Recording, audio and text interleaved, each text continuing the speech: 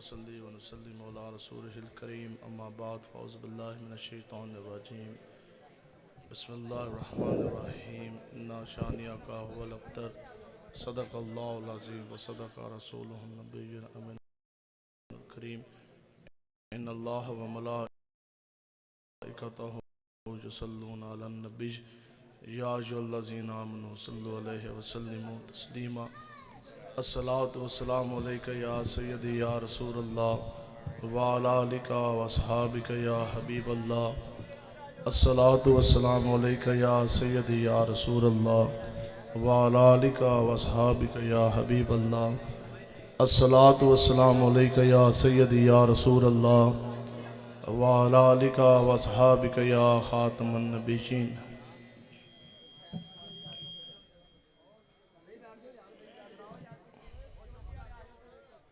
शोर की आवाज़ ना, अभी खिताब जारी रहने दें। आप हज़ूर अलैहिस्सलाम के ग़ुलाम तशरीफ़ फरमा है और बिला शक और शुबा ये एक रवायती जलसा नहीं है।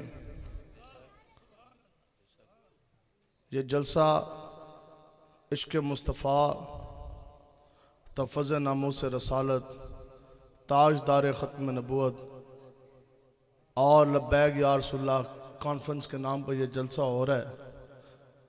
तो गल यह है कि असी कोई पेशावर या वैसे हम ख़तीब कोई नहीं और ना ही ये रवायती कोई जलसा है। और रवायती जलसों में ना हम आते हैं और ना ही हमें रवायती मजमे देख के तकरीरें करनी आती हैं। कोई यार दी गल सुना मुल्ला ना लंबे पैंडे पा मुल्ला। ठीक है, तो गल यह है कि गल जितनी भी होगी वो खुली बात होगी, किसी को हजम हुई तो अच्छी बात है और अगर आप में से किसी को पसंद ना भी आए तो फिर भी हमें कोई परेशानी कोई नहीं, क्योंकि हम आपको तो खुश करने आए कोई नहीं, हम तो आए खालिस्तन अल्लाह और अल्लाह के रसूल के लिए। तो इसलिए जिसको जहाँ जहाँ जगह मिलती है वो बैठ जाए, जिसको बैठने की जगह नहीं है वो खड़ा हो जाए। तो बस बात सुने फिर बात आगे चलाइए। तो गल ये है भाई, जान जाती है तो चली जाए लेकिन आका और मौला की गुलामी के आदाब ना जाने पाए। सीना ठोक कर और सीना तान कर कुफर की आंख में आंख डालकर हमने खड़े होना है इंशाअल्लाह। आखिर मौत है, मौत ही है ना जी। तो साढ़े अमीर मुजाहिदीन पीर मुर्शिद हजरत शेखुल हदीस सलामा खादिम हुसैन रिजवी साहब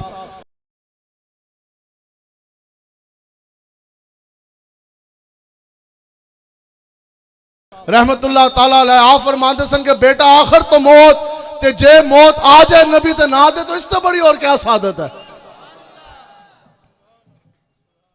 तो इसलिए हम लोगों ने पूरी जुर्रत के साथ और पूरी कुव्वत के साथ हमने खड़े होना है। मुल्क पाकिस्तान बना इस्लाम के नाम पर, जहाँ कोई किसी को बदमाशी एक मिनट के लिए भी हम बर्दाश्त नहीं कर सकते। मसाजिद अल्लाह तबारक ताला का घर, हमने दीन की पहरेदारी करनी है। हर इंसान की जिंदगी का कोई ना कोई मकसद, इस दुनिया में वो भी इंसान जिनकी दुनिया का जिंदगी का मकसद ये था कि पहले 10 बकरियां थी तो उनमें 100 बनानियां।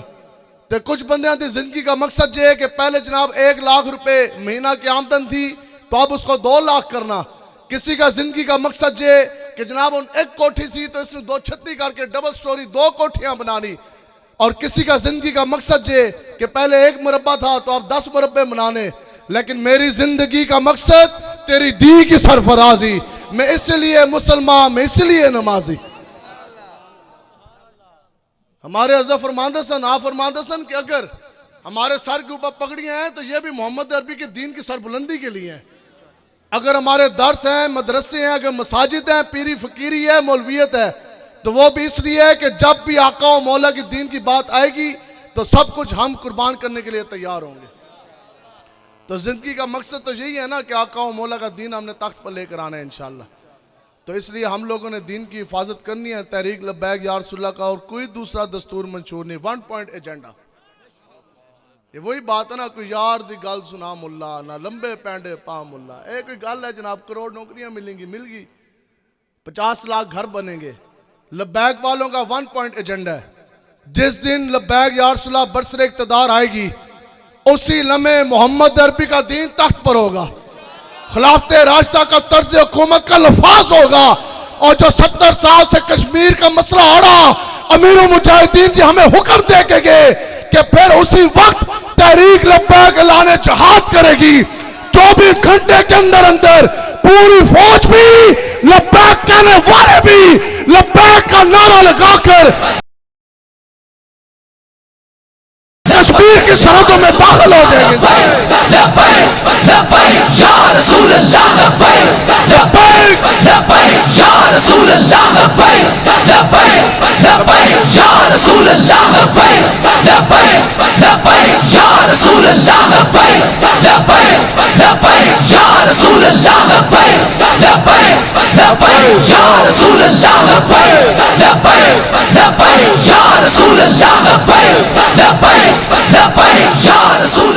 सुनो जी, इसलिए हम हिंदू की लगाई हुई खारदार तार या बॉर्डर की लकीरों को हम नहीं मानते। बिल्कुल हम ये जो सी आर्जी जो लकीरें, जो बॉर्डर लाइन जो खींच दी गई, हिंदू की लगाई हुई खारदार तार। अब बताएं जी, हिंदू की लगाई हुई खारदार तार बॉर्डर लाइन, इस तरफ मुल्क पाकिस्तान 20 करोड़ के करीब मुसलमान, उस जानिब हिंदुस्तान 30 करोड़ से ज्यादा मुसलमान। वहां मस्जिद का तकद्दस पामाल किया जा रहा, बाबरी मस्जिद को शहीद कर दिया गया। जिस हिंदू सिख का जी चाहता कश्मीर के अंदर, हिंदुस्तान के अंदर, वो हमारी माँ बहन बेटी को कंधे पे उठाकर उसको लेके जाते, उसकी इज्जत तार तार करते थे। जिस स्कूल के अंदर जिस हिंदू का जी चाहता, जिस औरत ने, जिस बच्ची ने हुजूर के नाम का कलमा पढ़ा, उसका जनाब नकाब छीनने के लिए उसका हाथ आगे बढ़ाते। तो इंशाअल्लाह ये बदमाशी हमने नहीं होने देनी। हुजूर की उम्मत जो लब्बैक वाले आप बेदार हो चुके हैं इंशाअल्लाह। बताओ वो कर्नाटका में क्या लब्बैक या रसूलुल्लाह के नारे नहीं लगे? ये उनको भी पता, हिंदुस्तान में बैठे भी उस बच्ची को पता है कि अगर हिंदू का कोई हाथ काटेगा तो वो और कोई नहीं, वो मोहम्मद अरबी का गुलाम या लब्बैक वाले ही काटेगा। उस दिन मुझे फोन आया जी रात को, और बंदा कहता जनाब वहां सारे लड़के जमा हुए हैं कर्नाटका में। तो कहते ने जनाब, वो फोन पे मुझे कहने लगा कि जनाब वो अभी बैठे हैं, और बैठे के बैठे उन्होंने हमें मुल्क पाकिस्तान में फोन किया। वो कहते जी आसिम रिजवी दा सानू नंबर दो। वो कहते जी हमने इनसे बात करनी है। हमने कहा कि हम तो इस काबिल कोई नहीं, लेकिन इतनी बात जरूर है, ये उनको भी पता है कि हिंदुस्तान में इस्लाम का झंडा कोई ले रहेगा तो वो ये लब्बैक वाले ले रहेंगे। हजरत सुल्तान सलाहुद्दीन अयूबी साहब रहमतुल्लाह ताला अलैह, आपने ना एक फौजी मुहिम रवाना की और उनको आपने हुक्म दिया कि फलां जो सा इलाका, वो इलाका आपने फतह करना है। अब वो कुछ मुजाहिदीन की एक जमात थी, मुख्तसर सी, और जनाब गए, उन्होंने वहां का कुफर ढाया, हजूर के दीन का झंडा लहराया, वो इलाका फतह हो गया। इलाका फतह कर जाने के बाद वो रुके नहीं, ठहरे नहीं, वो उससे अगले इलाके में उन्होंने वो अगला इलाका फतह किया, उससे अगला, समझाने के लिए जैसे हुक्म हुआ हो कि जनाब जेलम फतह करना, तो जेलम फतह हुआ, या यहाँ से चले आपको करीब कहते हैं। जैसे हुक्म हुआ हो जनाब लाहौर फतह करना, तो लाहौर तो फिर काफिला चला, तो फिर MAO कॉलेज फतह होया, फिर उसके बाद जनाब राना टाउन फतह हुआ, फिर उसके बाद जनाब आगे साधु की फतह हुआ, कामों की फतह हुआ, वजीराबाद के पूरा कुफर पाँव के नीचे मसल के लब्बैक या रसूलुल्लाह के नारे लगे। तो जनाब उन्होंने वो एक इलाका फतह हुआ, दूसरा, तीसरा, चौथा, कई 100 किलोमीटर आगे सुल्तान सलाहुद्दीन अयूबी साहब रहमतुल्लाह ताला अलैह, आपकी जनाब वो फौज पहुंच गई, कुफर को गिराते गिराते, हजूर का झंडा लहराते लहराते। एक वजीर आया, उस जनाब आके अर्ज की, जनाब आपने तो हुक्म किया था कि फलां इलाके तक फौज जाए और फलां इलाके का फतह करे, इस्लाम का झंडा लहराए, वो तो हो चुका। तो आपके जो मुजाहिदीन आपको पता है, वो तो कई इलाके फतह करके फौज तो बड़ी आगे निकल गई। तो आपने तारीख साज जुमला फरमाया, आपने फरमाया कि सुनो कि जिस दिन इस्लाम को और मुजाहिदीन इस्लाम को, जो आप सारे हुजूर के गुलाम मुजाहिद बैठे, आपने फरमाया कि जिस दिन मुजाहिदीन इस्लाम को हदूद के अंदर कैद कर दिया जाएगा, जिस दिन इनको खारदार ताने लगाकर इनको कैद कर दिया जाएगा, उस दिन जिल्लत और रसवाई इनका मुकद्दर ठहरेगी। आज बताएं जी, आज हम गए कश्मीर के पास तकरीर थी और एक मरतबा सियालकोट के पास, यूं सामने लाइटें लगी हुई, कुछ दूर बॉर्डर था। हमने कहा जनाब ये क्या है? उन्होंने कहा जनाब ये तो बॉर्डर है। हमने कहा फिर चलिए पार। उन्होंने कहा नहीं जा सकते। क्यों? क्योंकि हिंदू की लगाई हुई तार है। बताओ आप इतने ज्यादा मुसलमान, हजूर के गुलाम, जब पूरी जिंदगी एक हिंदू बनिए की उस बेगैरत की लगाई हुई खारदार आप तोड़ कर अपनी माँ बहन बेटी की इज्जत बचाने नहीं जा सकते, बाबरी मस्जिद आप दोबारा नहीं तामीर करा सकते, तो फिर आपने इस जवानी का क्या करना। इस तरह जरा मुट्ठी बंद करें सारे, तय जोर लाओ जरा और बताओ जोरे बाजू है कि नहीं। लेकिन आज तक ये जोरे बाजू क्या कश्मीर आजाद कराने को काम आया? क्या आज तक ये जोरे बाजू बाबरी मस्जिद दोबारा उसी मकाम पर तामीर कराने के काम आया? क्या आज तक ये जोरे बाजू किबला अव्वल मस्जिद अक्सा को यहूदी शिकंजे से छुड़ाने के काम आया? क्या आज तक ये जोरे बाजू कुफर को ढाकर हजूर के दीन का झंडा लहराने के काम आया? क्या आज तक ये जोरे बाजू इस्लाम की बेटी हमारी बहन डॉक्टर आफिया सिद्दीकी को अमेरिका जेल से रहा कराने के काम आया? नहीं आया, क्योंकि ऊपर बैठे यहूद और नूद के एजेंट, लेकिन अब ऊपर आने लगे इमाम हुसैन के खादिम, ये लब्बैक वाले हजरत खालिद बिन वलीद सुल्तान सलाहुद्दीन अय्यूबी के वारिस। तो अब ये आपका जोरे बाजू काम आने को है इंशाअल्लाह। इंशाअल्लाह वो वक्त दूर नहीं कि जब ये सारे मुजाहिदीन इस्लाम, जब तमाम लब्बैक वाले लब्बैक का नारा लगा के कश्मीर की तरफ रवाना होंगे। आखिर कोई वजह थी, आखिर कोई तो वजह थी। क्या कौम मौला हुज़ूर अलैहिस्सलाम आप मदीना पाक में जलवागर, और हुज़ूर अलैहिस्सलाम ने फरमाया कि मुझ मोहम्मद अरबी को इस खित्ता अर्ज़ से, इस सरजमीन से हुज़ूर ने फरमाया कि मुझे खुशबू के हवा के झोंके आते हैं। पुराना जो है ना खुरासान, अफगानिस्तान, मुल्क पाकिस्तान, हिंदुस्तान, जिसको आप सब कॉन्टिनेंट भी कहते हैं, और इंडो पाक जो पुराना होता था, हिंदुस्तान, इंडिया, पाकिस्तान, अफगानिस्तान। तो हुज़ूर अलैहिस्सलाम ने फरमाया कि मुझ मोहम्मद अरबी को इस खित्ता अर्ज़ से खुशबू के झोंके आते हैं। हम दसो खुशबू के झोंके क्यों आए? आज जो झूठे ऊपर बैठ के जो कहते हैं हम मदीना की रियासत के दावेदार, क्या इनकी वजह से खुशबू के झोंके आए? खुशबू के झोंके आए तो दाता अली अजमेरी की वजह से, खुशबू के झोंके आए तो शेखुल हदीस अमीर मुजाहिदीन की वजह से। ये चमक, ये दमक, ये शोखियां, ये रंगीनियां और ये चमक दमक, ये खुशबुएं, ये महके हैं तो ये फक्त आका व मौला के इश्क मुस्तफ़ा की वजह से।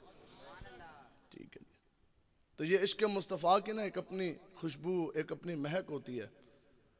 दाता अली अजमेरी साहब रहमतुल्लाह ताला अलैह करीब 980 साल हो चुके हैं। आप तहे मज़ार हैं, मज़ार शरीफ के अंदर हैं। तो अभी भी रात को जाएं, दिन को जाएं, सुबह को जाएं, रात को जाएं, बताओ दाता साहब से खुशबू के झोंके आ रहे हैं कि नहीं आ रहे? अगली रवायत आगे क्या होगा?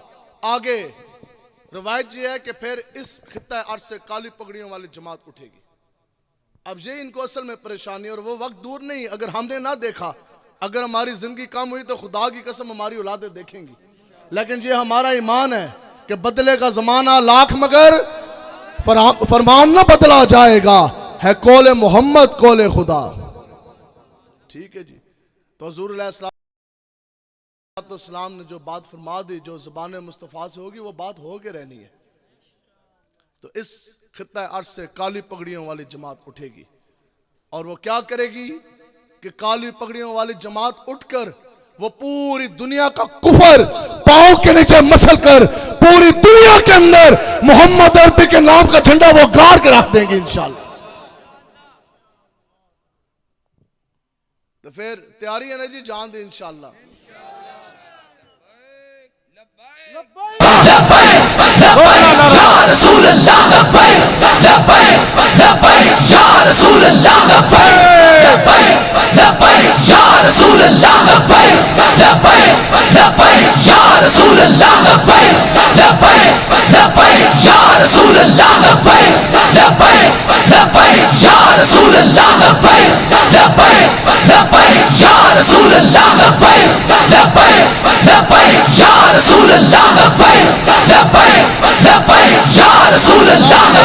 वादा ना जी, तुसी नियत करो। हज़रत फरमाते सन तुसी निकलो तो सही, एक मरतबा जब निकलना तो इंशाअल्लाह अल्लाह तबारक तआला की मदद भी आ जानी, फरिश्तों की फौजें भी आ जानी, हुजूर की निगाह खास भी आ जानी।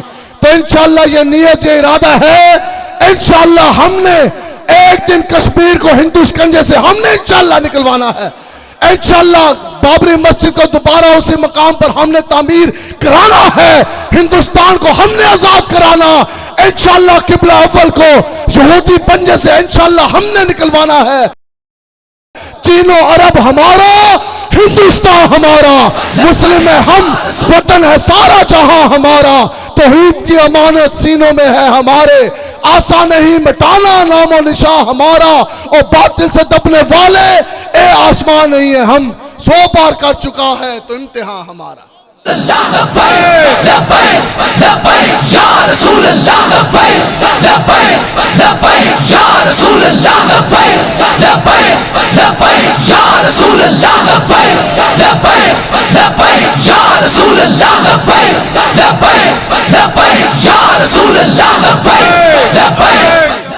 देश आस्ते अगर दीन आस्ते कुर्बानी देनी पड़ भी जाए तो ये हमारे लिए सादत है ना जी, इसमें कभी परेशान नहीं होना। असी मौलवी बंदे जेलम तो आए, अल्लाह ना करे जे रस्ते के अंदर कोई ऐसा मामला दरपेश आ जाता, समुद्री फैसलाबाद गोजरा टोबा टेक सिंह इस इलाके के किसी की इज्जत के ऊपर, किसी के माल के ऊपर कोई बदमाश हमला कर रहा होता, हम उतरते गाड़ी से, आपका माल बचाते, आपका जान बचाते, उसका हम तहफ़्फ़ुज़ करते, बदले में डंडा लगता, सर फटता, फिर जालिम वो मेरे उत्ते पर्चा करा दिंदा। जालिम की यही निशानी है ना, जुल्म भी करते हैं। आज जेड़े तुहाडे उत्ते बैठे ना, ये आपकी जमीनें भी ले लेंगे तो उल्टा पर्चे भी तुहाडे ते कटवाएंगे। तो असी तुहाडी जान माल की हिफाजत करिए, उसके बाद फिर मेरे पे पर्चा हो जाए, हथकड़ी हो जाए, थाना हो जाए, तानू ये पता लगे जी मौलवी साहब ते बंद हो गए जनाब फैसलाबाद जेल के अंदर, फिर दसो कि अगले दिन सुबह 9 तो 12 मुलाकात का टाइम, तो तुसी साढ़े खबर लैन वास्ते आओगे कि नहीं आओगे? ऊंचा मुलाकात के लिए आएंगे ना जी। ये वो वजह है, खुदा की कसम लब्बैक वालों को कभी परेशानी नहीं होती। बंदा निकले समुद्री से और निकलते हुए ना माँ बाप की परवाह, ना बीवी बच्चों की परवाह, ना कारोबार की, ना अपनी जिंद जान की, निकले बंदे आका और मौला हुजूर अलैहिस्सलाम की इज्जत नामूस की पहरेदारी के लिए। आगे जनाब शैलों की बरसात हो, गोलियों की बौछार हो, फिर जनाब डंडा लगे, खून निकले, हथकड़ी लगे, पर्चा हो, थाना हो, जेल हो जाए, फिर बताओ कि जेल के अंदर आका और मौला मेरी और आपकी खबर लेने आएंगे कि नहीं आएंगे? इतना ईमान तो यकीन है कि नहीं है जी? तो अगर थोड़ी बहुत अगर कुर्बानी देनी पड़ भी जाए, इसमें परेशान नहीं होना। अभी कल उर्स हुआ, गाजी मिल्लत हजरत मुमताज हुसैन कादरी साहब रहमतुल्लाह ताला अलैह।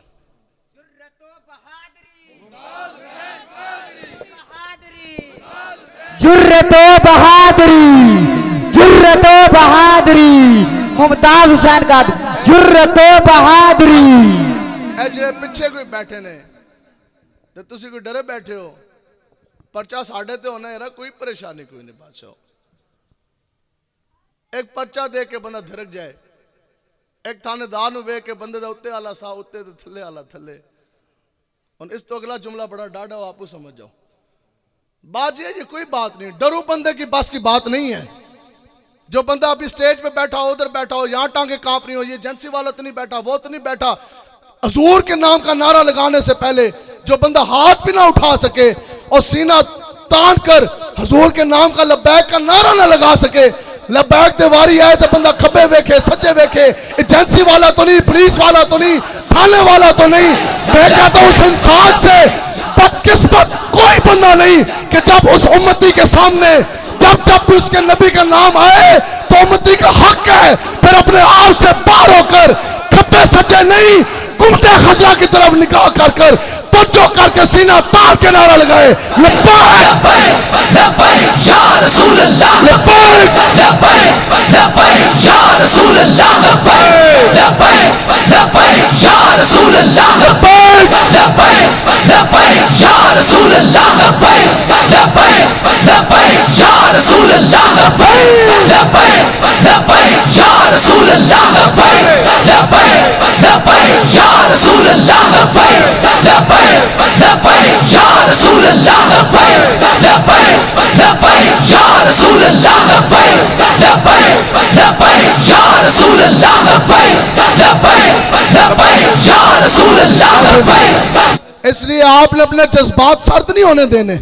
ये तफ़्फ़ुज़ नामूस रसालत का मैदान है और निज़ाम मुस्तफ़ा का मैदान सच गया, पूरे कुफर आपके ऊपर नजरें उनकी, इसलिए आपने अपने जज्बात ठंडे नहीं होने देने। जदों भी गल आए दीन दी तो पता ना अमीर मुजाहिदीन के फरमांदे सन आप फरमाते सन बेटा फिर गल इंज करो कि अगले एक बारी धूं ते निकले, उसको पता तो लगे दीन दी गल हुई है। ये कौन सी पीरी है, ये कौन सी फकीरी, ये कौन सी मौलवियत। बंदा तकरीर ऐसी करे कि डीपीओ भी राजी हो, डीसीओ भी राजी हो, पर्चा भी ना कटे। हजरत अमीरुल मुजाहिदीन फरमाते थे कि हमें हमारे उस्ताजों ने किसी सदर, वजीर आजम, डीपीओ, डीसीओ, थानेदार के अदाब नहीं सिखाए। हमें अगर अदाब सिखाए गए हैं तो सिर्फ और सिर्फ आका व मौला हुजूर अलैहिस्सलाम के। इसके बाद फिर हमने जिसको भी माना आका व मौला की ही वजह से माना, और जिसको भी जो मिला वो आका व मौला के नलैन की ही वजह से मिला। मुमताज हुसैन कादरी साहब रहमतुल्लाह ताला अलैह, अब आपने बोलना है, बताएं जी। हमारे हज़रत अमीरुल मुजाहिदीन रहमतुल्लाह ताला अलैह आप फरमाते सन कि पूरी ज़िंदगी के सजदे, पूरी ज़िंदगी की इबादतें, पूरी ज़िंदगी की रियासतें, पूरी ज़िंदगी का कुरान और हदीस पढ़ना पढ़ाना इंसान को उस मकाम पे नहीं लेके जा सकता जहां हुजूर की इज्जत नामूस की पहरेदारी इंसान को मकाम पे ले जाती है। मुमताज़ हुसैन कादरी साहब आप शेखुल कुरान थे, शेखुल हदीस, मुनाज़िर इस्लाम या मुफ्ती इस्लाम या आलम दीन, ना आप हाफज, ना आप कारी, ना आप आलम दीन, आप 5वें ग्रेड के कांस्टेबल। पुलिस का सबसे छोटा ओहदा है कांस्टेबल का, और उस वक्त BPS 5 कांस्टेबल, उस वक्त आपकी तनख्वाह बहुत भी ज़्यादा लाओ ना, ज़्यादा से ज़्यादा आपकी 20,000 रुपये तनख्वाह थी, अरबों पति नहीं। और मैं खुद चूँकि 9 साल बतौर इंस्पेक्टर मैंने पुलिस में नौकरी की, इसलिए मुझे ये पता है कि कांस्टेबल बेचारे की कितनी वक़्त और अहमियत होती है महकमे में। तो 20,000 बंदे की तनख्वाह ना हो और पूरा मोहल्ला भी इंसान को जानता ना हो, लेकिन हुजूर की इज्जत पे पहरा दिया। जुर्रत बहादुरी, जुर्रत बहादुरी, जुर्रत बहादुरी। कितनी देर पहरा दिया जी। और तो पुलिस की टर्मिनोलॉजी में बताया ना, अंदर कुछ वो भी बैठे होते हैं ना, दूसरे खब्बे सज्जे आले भी थे, एजेंसी आले। VVIP कॉर्डन था और एलीट में आप मुलाजिम थे। VVIP कॉर्डन था और इनर कॉर्डन था, और उसके अंदर SMG वेपन था, और 27 गोलियां आपने मारी और टिका के मारी। बड़े बड़े लोगों की पीरियों फकीरियों से कुफर नहीं हिला जो 27 गोलियों से हिल पड़ा। ठीक है जी, 27 गोलियां मारियां चंगियां टिका के पूरी। और ये हम लोग खुद टारगेट फायर भी करते रहे, ग्रुप फायर भी करते रहे। SMG वेपन जड़ा है ना, ये बड़ा मंचला वेपन है। तो सामने पुतले को गोली मारना और है, इस तरह पुतला खड़ा करके टारगेट वेपन भी मैंने खुद फायर किए हुए। ठीक है जी, ग्रुप फायर भी और टारगेट फायर भी। तो इस तरह पुतले ਨੂੰ पूरी गोलियां नहीं लगती, ब्रस्ट मारो ना तो इस तरह वो एक बार ना उत्ते लैके जाती है इस तरह। तो बताओ जी 27 की 27 गोलियां आर पार हुई कि ना हुई। तो सामने IG आया, उसने थपकी लाई उसी कुफर ने, उसने कहा नालायक ये तुमने क्या किया। मुमताज कादरी साहब ने फरमाया कि मेरे तो लायक कौन है कि 27 गोलियां थी, 27 गोलियां आर पार जो की। आपने फरमाया एक गोली भी निशाने तो चूंगी है तो फिर मैं नालायक हाँ। आपने फरमाया मेरे तो लायक तो बड़ा निशानेबाज कौन है। 27 की 27 गोलियां टारगेट पे लगी कि ना लगी जी। जुर्रत बहादुरी।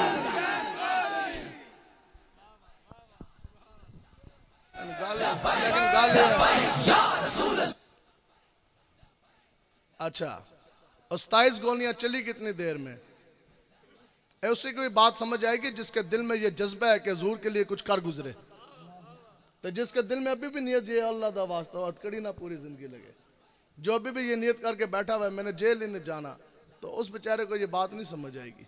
ठीक है, तो अब 27 गोलियां मारी, और 27 गोलियां लगने में ना, ब्रश चलने में ज़्यादा से ज़्यादा जो टाइम दरकार है वो 5 सेकंड है। कितने जी? 5 सेकंड। तो याद किस तरह रहेगा, 5 तन देना 5 सेकंड। 5 सेकंड आका व मौला हुजूर अलैहिस्सलाम की इज्जत पे पहरा दिया। फिर जनाब पर्चा कटा, थाना हुआ, हथकड़ी लगी, अडयाला जेल में गए। तो फिर आप फरमाते हैं कि 5 सेकंड हुजूर की इज्जत पे पहरा दिया। सुनो जी, यहां से लेकर वो वहां तक कितने कितने लाखों करोड़ों सेकंड, न जाने कितने सेकंड हम लोग जिंदगियां गुजार के इधर बैठे, लेकिन हमें वो मकाम ना मिल सका। लेकिन मुमताज कादरी ने 5 सेकंड हुजूर की इज्जत पे पहरा दिया। दिल है वो दिल जो तेरी याद में मामूर रहा, और सर है वो सर जो तेरे कदमों पे कुर्बान गया। 5 सेकंड हजूर की इज्जत पर पहरा दिया। बदले में आप फरमाते हैं कि पहले हफ्ते के अंदर जब मैं मुमताज कादरी अडयाला की जेल में गया, आप फरमाते हैं रब्बे काबा की इज्जत की कसम, पहले हफ्ते के अंदर 5 मरतबा आका और मौला ने खुद आकर मुझ मुमताज कादरी को अपनी जियारत करवाई।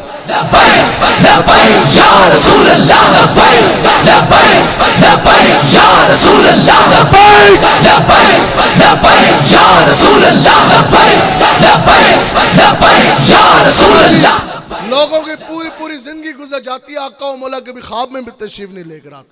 आप फरमाते हैं कि खुदा की कसम जो जागती आंखों के साथ हजरूर अलैहिस्सलाम ने मुझ मुमताज कादरी को अपनी 5 मरतबा ज़ियारत कराई।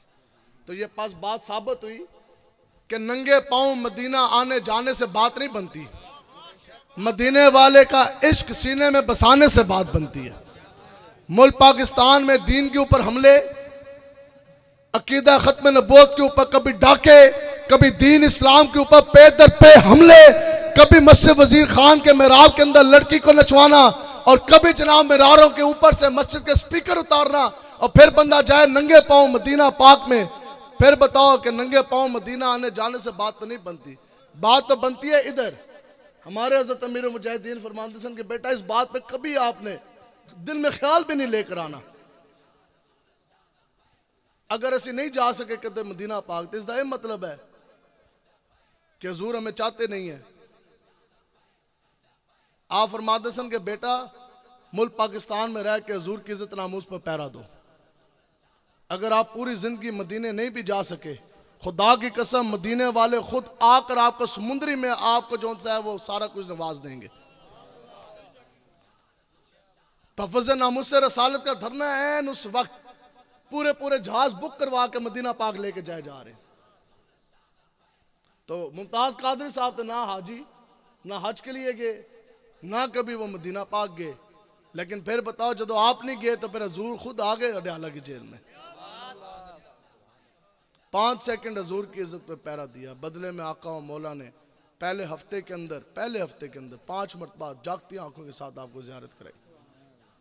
मालिक ना बेआसरा छड़ते ने तो ना कंड लगन देते ने। और उसके बाद 20,000 रुपया तनख्वाह नहीं, लेकिन जनाजे के अंदर 70 लाख से ज्यादा लोग भी आका और मौला ने भेज दिए। मोबाइल के सिग्नल बंद, रोडें बंद, कंटेनर लगी, और जनाब मीडिया ब्लैक आउट भी था और मोबाइलों के सिग्नल भी बंद थे। 70 लाख से ज्यादा लोगों ने मुमताज कादरी साहब का जनाजा अदा किया। अब पूरी जिंदगी दुनिया जब तक कायम है मुमताज मुमताज होती रहेगी।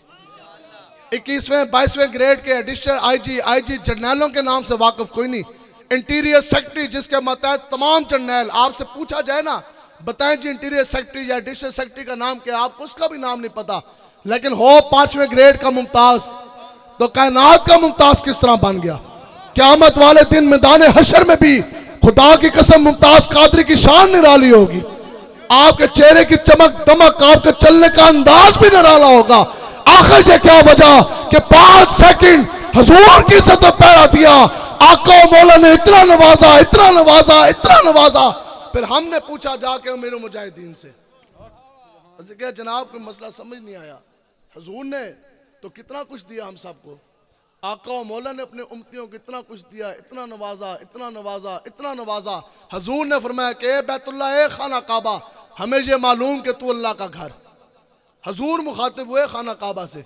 हुजूर ने फरमाया कि मुझे ये भी मालूम है कि तेरी बहुत बड़ी इज्जत, तेरा बहुत बड़ा मर्तबा मकाम, लेकिन क़यामत तक जिस इंसान ने मुझ मोहम्मद अरबी के नाम का कलमा पढ़ा, उसकी इज्जत, उसका मर्तबा और मकाम काबातुल्लाह तुझसे भी बढ़कर है। हुजूर ने जो इतना नवाजा, 5 सेकंड ही तो थे, तो दे दिए, तो दे दिए, हक जो बनता है। लेकिन फिर आका और मौला ने उसके बदले में और नवाजा, और नवाजा। जब हमने अमीर मुजाहिदीन से पूछा ना, फिर आपने हमें समझाया। आपने फरमाया कि आपको नहीं पता कि आता है उन्हें फकीरों पे कुछ प्यार ही ऐसा, खुद भीग दे और खुद कहें मेरे मंगते का भला हो, और मंगता तो रहा मंगता कोई शाहों में दिखा दो, जिनको हमारी सरकार से टुकड़ा ना मिला हो, और दर पे गैरों के जहमत ना फरमाइए। यही पैगाम देने आए हम। जाती उमराल नहीं जाना, ऐशबाज ते नवाज अल नहीं जाना, ते बनी गाला इमरान की तरफ भी नहीं जाना। तो एक शायद साढ़े कोल भी बैठी है डब्बू, उस दे कोल भी नहीं, तो शेखू दे कोल भी नहीं जाना। दर पे गैरों के जहमत ना फरमाइए और भीख लेने मदीने चले जाइए, और कोई देता है तो सामने लाइए, और कौन देता है देने को मुँह चाहिए। देने वाला है सच्चा, देने वाला है सच्चा, देने वाला है सच्चा।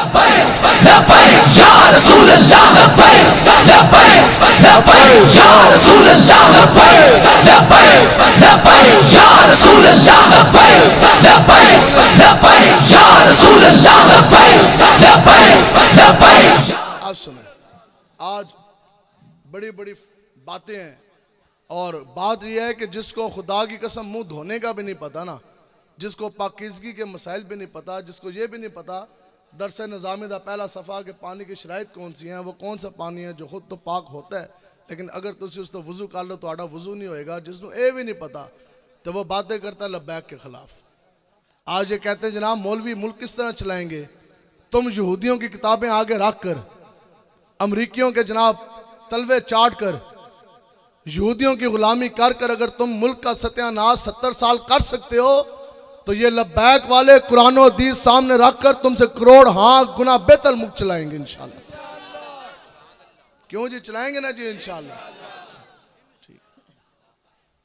और एक बात ये करते थे, नहीं जी ये तो मौलवियों को हलवे का खतरा है। हजरत अमीर मुजाहिदीन फरमाते सन, तुसी नहीं तुहाडे सारे प्यो भी आ जाना 10 वारी, तुसी जम के भी आ जाओ, क़यामत तक हजूर की जो गुलामी का सदका मौलवियों का हलवा तुम्हारा बाप भी नहीं बंद करा सकता। बेशुमार बेशुमार बाकी बात यह है जी, हम हैं जी मौलवी, असी ये थोड़ी किया कि असी इनकारी हैं, असी हाँ मौलवी। मौलवी कौन होता है? जो क्रिश्चियनिटी फैलाए। क्या मौलवी उसको कहते हैं जो नसरानियत फैलाए?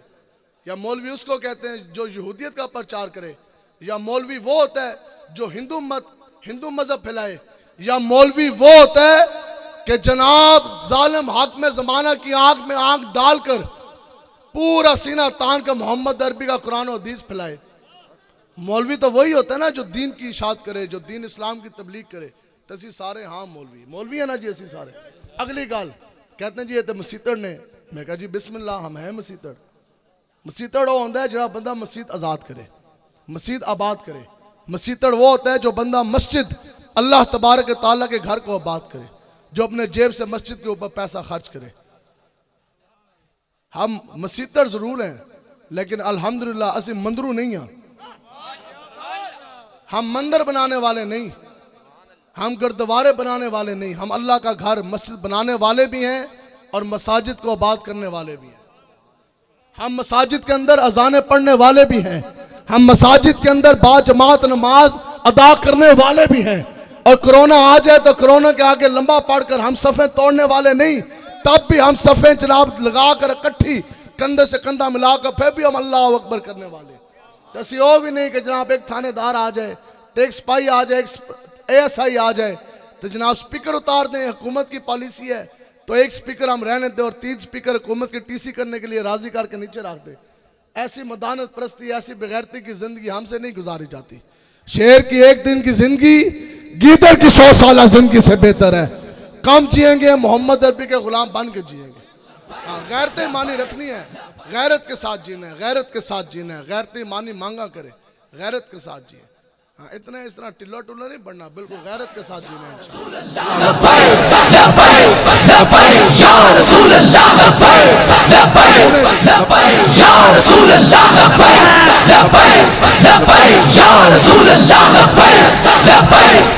दीन की बात होती कैसे है हुण ये भी तुहानू सुनाइए जी। दीन की गल किस तरह होती है।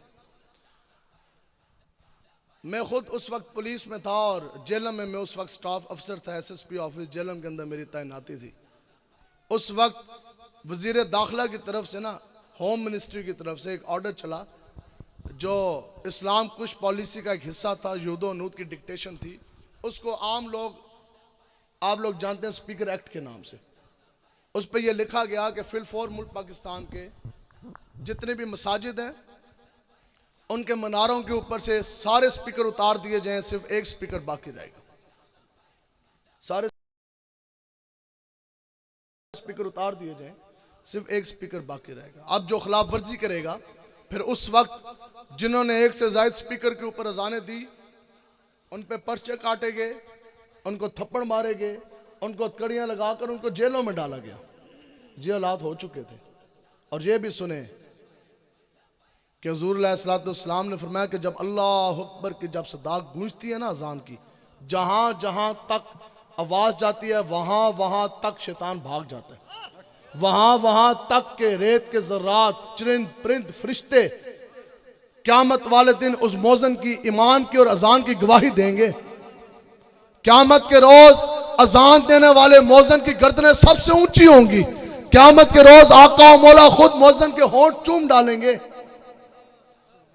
ऐसी है जी। और आगे हुज़ूर अलैहिस्सलाम ने फरमाया कि खबरदार मुर्गे को गाली मत दो। रिवायत मौजूद है, हुज़ूर ने फरमाया कि मुर्गे को गाली ना दो। क्यों? हुज़ूर ने फरमाया कि इसलिए कि ये तुम्हें सुबह नमाज के लिए जगाता है। तो मुर्गा जानवर परिंदा होके कुड़कुड़ करके तो जगाए। हुज़ूर ने उसकी शान बयान की कि ये तुम्हें सुबह गरम बिस्तरे से उठाता है, नमाज के लिए जगाता है। तो जो मौज़िन रसूल गरम बिस्तरा छोड़कर ठंडे पानी से वुज़ू कर कर अल्लाह अकबर की सदा देकर तुम्हें नमाज के लिए बुलाए, तो फिर जरा थानेदार उसके उत्ते पर्चा कटे, उस तो बड़ा तो ज़ंदीक ते बगैरत कोई नहीं। एक ऑर्डर चला मुझे, अलामा साहब खुदा की कसम मुझे आज भी वो मस्जिद याद है दीना की। मैं ड्यूटी ख़त्म करके आया, 4 बजे दफ्तर बंद होता था, मैं ड्यूटी ख़त्म करके आया। उस जगह पे मैंने असर की नमाज पढ़ी। उन मौलवी साहब का मुझे नाम भी याद है, वो मुझे मस्जिद भी याद है। जमात से मैं लेट था, ठीक है, जमात हो चुकी थी, और मैंने उस मस्जिद के अंदर असर की नमाज अदा की। उसके बाद मस्जिद के बाहर में सेन में आया तो बाहर वहाँ मुझे वो मौलाना साहब मिले। उन्होंने मुझे पता क्या बात की, उन्होंने कहा जनाब अभी आपके आने से पहले ना पुलिस का ढाल आया था। मैं कहा अच्छा क्या हुआ, खैरियत थी? कहता जी वो तो सिपाही उतरा है, उसके आओ मौलवी इधर आ। तो मैं गया तो उसके आओ मौलवी, हुकूमत की तरफों बड़ा सख्त आर्डर है, या तो पर्चा झाल है या फिर स्पीकर ला। तो मैं क्या जनाब हजरत कितने उतारने हैं? उन्होंने कहा एक रहेगा, बाकी उतारने हैं। कहते हैं नाल मैंने सिपाही ने कहा मैं अगों होकर आ रहा ग्रां दी बाकी मसाजिदा नूं कह के, तो तू जनाब स्पीकर ला। कहते ने कि जनाब जितनी देर में वो वापस आए, और वो फखरिया तौर पे मुझे बता रहे थे, मुझे आज भी उसका नाम भी याद है। तो वो कहते हैं मौलाना साहब के जनाब जितनी देर थाने वापस आया ना, सिपाही वापस आया, कहते हैं कि मैंने वो तीनों स्पीकर उतार के नीचे रख चुका था। सिपाही ने मैं कहा जनाब स्पीकर है उतर चुके हैं, ठीक है उसके जी ठीक है। नाल मैंने उसने कहा कि जनाब हम तो कानून का एहतराम करने वाले हैं, तो मैं उसकी पगड़ी देखूं, कभी उसकी दाढ़ी देखूं, कभी अपने ऊपर होना है, कभी उसके ऊपर होना है। अब उससे अगले दिन मैं जाकर दफ्तर बैठा तो हालात ऐसे थे कि ऑर्डर जब ऊपर से चला ना थ्रू प्रॉपर चैनल, आईजी ने जनाब डीआईजी को भेजा, उसने एसएसपी को नीचे, डीएसपी को नीचे। थाने में जब सर्कुलेट हो गया ना एसएचओ के पास, एसएचओ ने पता क्या कहा? उसने कहा वो ए केड़ा कोई किसी वडेरे दा MNMP का घर है, अल्लाह का घर ही तो है, कौन सी मजामत होनी है। उस बुलाया जनाब ASI नु निके थानेदार ने, उसका ऑर्डर लाके जा स्पीकर लाने ने।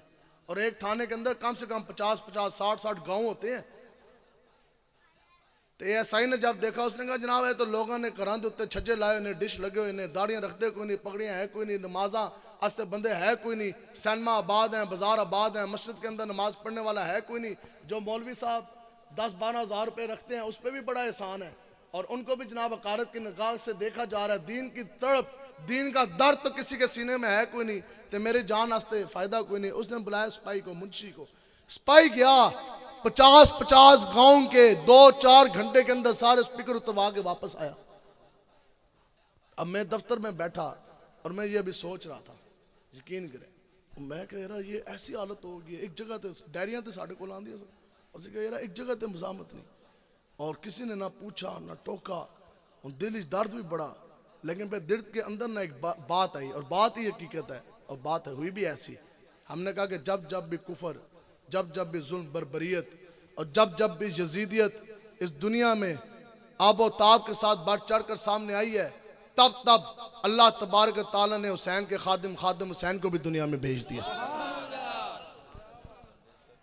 जब एक सिपाही के आगे सारे लोग लंबे पड़कर, और एक यहूद अनूद के ऑर्डर के ऊपर साउंड सिस्टम एक्ट के नाम पर काले कानून के ऊपर मसाजिद के स्पीकर उतार दिए गए, तो उस वक्त लाहौर की एक मस्जिद रहमतुल आलमीन, उसके मीनार के एक नहीं, दो नहीं, 8 स्पीकरों से मोहम्मद अरबी के गुलाम हुसैन के खादिम शहर की ये ललकार थी कि एक थानेदार नहीं, पूरी दुनिया की पुलिस है, पूरी दुनिया के थाने तुम ले आओ, हम मस्जिद का एक स्पीकर भी तुम्हें नहीं उतारने देंगे।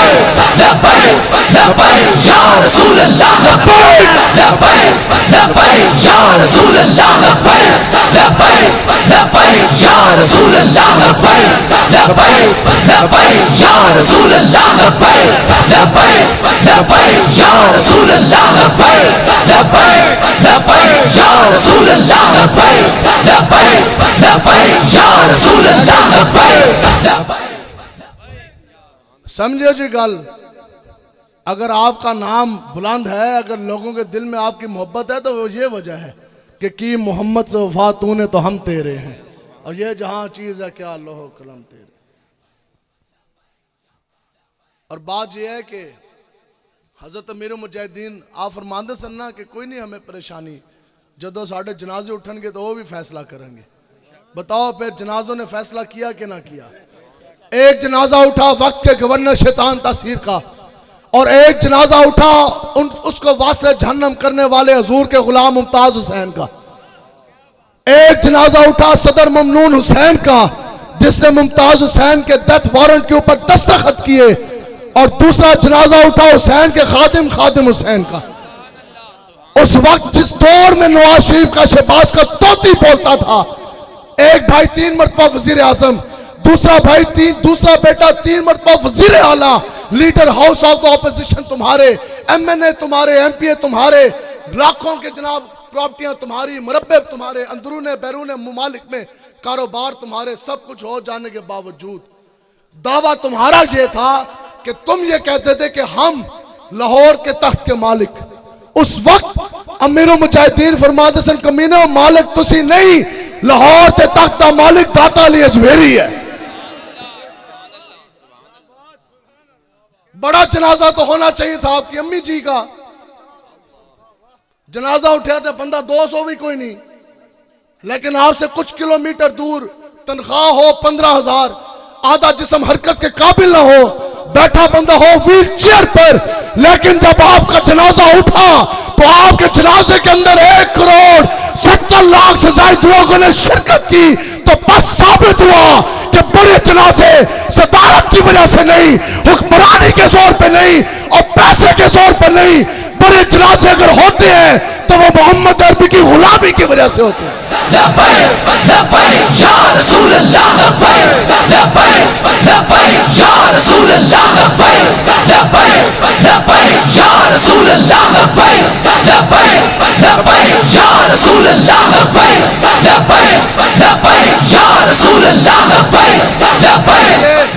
कीमत अगर पढ़नी है तो वो इश्क़ मुस्तफ़ा की पढ़नी है।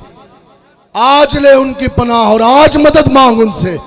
लोगों ने पूरी जिंदगियां गुजारी हैं सियासियों के पीछे, लाखों करोड़ों अरबों रुपए लगा जाने के बावजूद कल भी जलील, आज भी जलील, लेकिन हम जिन मालिकों का काम कर रहे हैं वो मालिक हमें बेआसरा नहीं छोड़ने देते। एक इंसान था, उसके पास बहुत बड़ा एक रेवड़ था, तो बकरियां चरान वास्ते वो लैके जाता सी।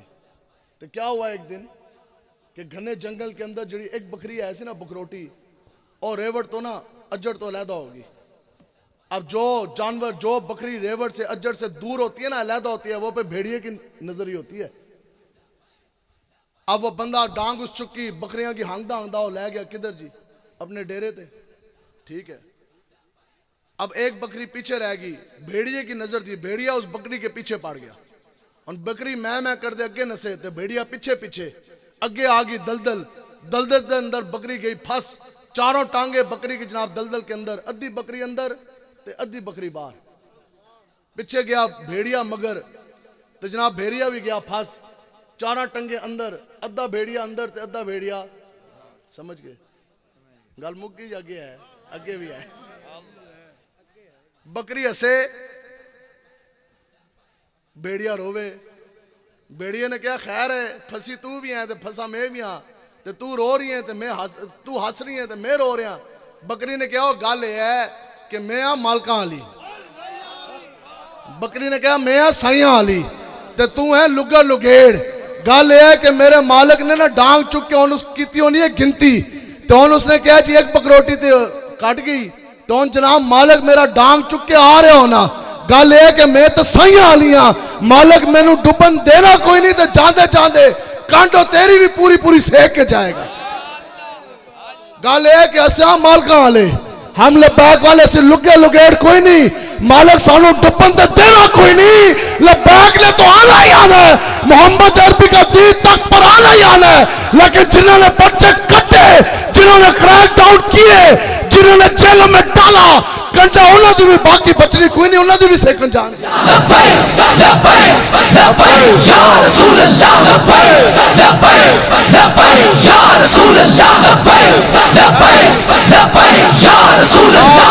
बाजी बैठो, आपने देखना है इंशाअल्लाह इनके काम, इनके करतूत आपके नजरों के सामने। इनकी नस्लें भी खुदा की कसम बदबूदार होंगी। आपने इनके जनाजे देखने, आपने इनकी नस्लें देखनी। वक्त दूर नहीं, वक्त ने सब कुछ आपको दिखा देना। नस्लें उनकी भी हमारी आंखों के सामने, और नस्ल जो है हजरत अल्लामा खादिम हुसैन रिजवी की भी हमारी आंखों के सामने होगी।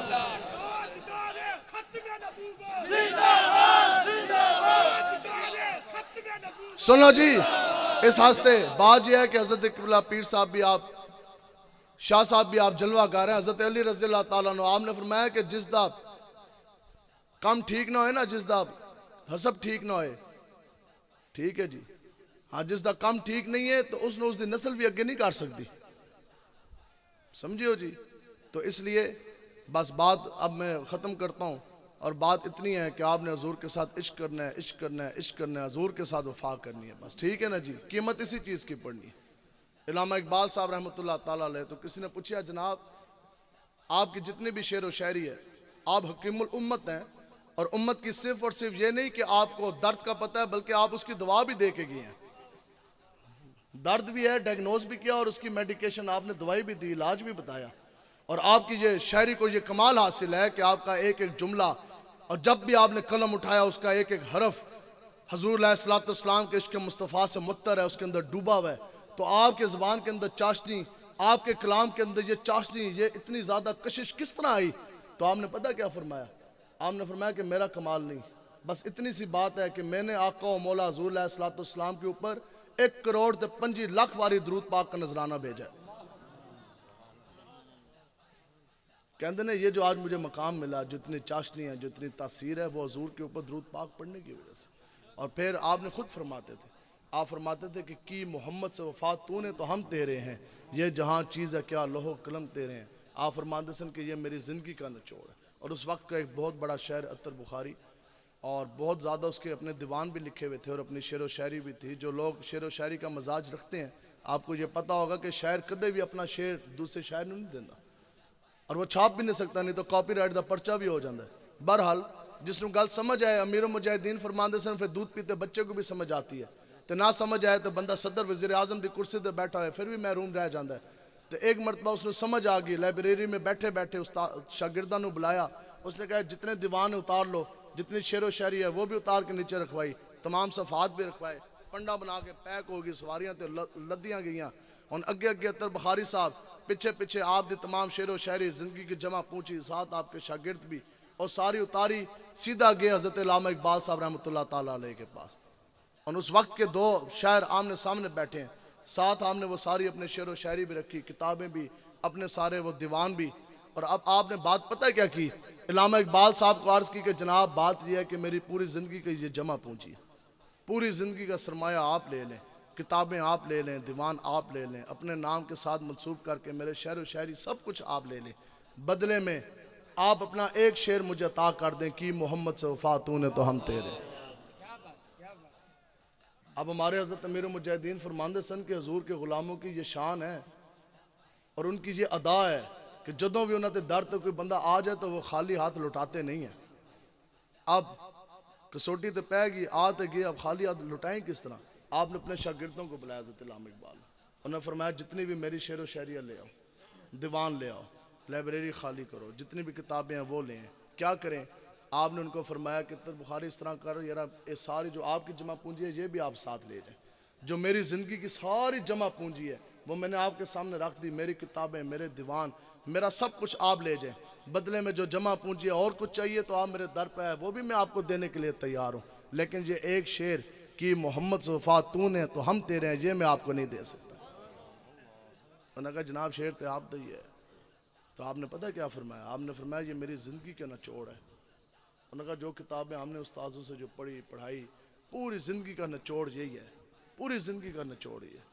तो आगे आपने फरमाया और ये एक शेर है कि जिसकी वजह से ये मुझे कामिल यकीन है कि इस एक शेर की वजह से मुझ अल्लामा इकबाल की दुनिया तो बन चुकी है, कब्र भी बनेगी और हशर भी बनेगी। समझे? तो बात किधर आके रुकी? बात आके इधर ही रुकी जो ये हो ना कि मोहम्मद से वफा तूने तो हम असि लबैक अलैहि तो कहने कि हजूर की गुलामी करो तो फिर FATF की तरफ नहीं जाना पड़ता। हजूर की गुलामी करें तो फिर अमेरिका, वाशिंगटन DC की तरफ नहीं जाना पड़ता। आज ये कहते हैं सब पासपोर्ट की इज्जत के लिए हम ये सब कुछ कर रहे हैं। उस वक्त का वज़ीर आज़म शाहिद खाकान अब्बासी सरकारी दौरे पर अमेरिका गया, पूरा 7 डेलीगेशन उसके साथ मौजूद है, हाथ में थामा सबस पासपोर्ट है। अमेरिका एयरपोर्ट पे उतरा, नंगा करके सर से लेकर पाँव तक उसको नंगा किया वज़ीर आज़म इस्लामी जमहूरिया पाकिस्तान को। ठीक है, फिर उसकी तलाशी ली गई। क्यों? ये सब पासपोर्ट की इज्जत है। हम आपको बताते हैं 1 पॉइंट एजेंडा तहरीक लब्बैक या रसूलुल्लाह। आपका बस बात खत्म। आपका सब्ज पासपोर्ट सिर्फ उस सूरत में इज्जत पाएगा जब आप सब्ज गुंबद वाले की इज्जत पे पैरा देंगे। ठीक है, तो इस वास्ते आप सब हजूर के गुलाम हैं। निज़ाम मुस्तफ़ा के नफाज के लिए मेहनत करनी है, मेहनत करनी है, मेहनत करनी है, मेहनत करेंगे जी इंशाअल्लाह। तो फिर बल्दियात का मैदान लगना चाह रहा था। शेरों तैयारी है ना जी इंशाअल्लाह? फैसलाबाद, समुंदरी, गोजरा, ये टोबा, टेक सिंह, कमालिया, हर जगह पर, हर पोलिंग स्टेशन में इंशाअल्लाह लब्बैक की सदा गूंजनी चाहिए इंशाअल्लाह। इंशाअल्लाह इतनी जुर्रत, इतनी कुव्वत और इतनी तैयारी के साथ आप लोगों ने मैदान लगाना कि वादा करें अब की बार एक लम्हे के लिए भी यहूद और लूत के एजेंडे को हम ऊपर नहीं आने देंगे। कुफरिया निजाम एक लम्हे के लिए भी हम नहीं चलने देंगे। अब की बार अगर तख्त पर आएगा तो मोहम्मद अरबी का दीन आएगा। लब्बैक लब्बैक लब्बैक या रसूल अल्लाह, लब्बैक लब्बैक लब्बैक या रसूल अल्लाह, लब्बैक लब्बैक लब्बैक या रसूल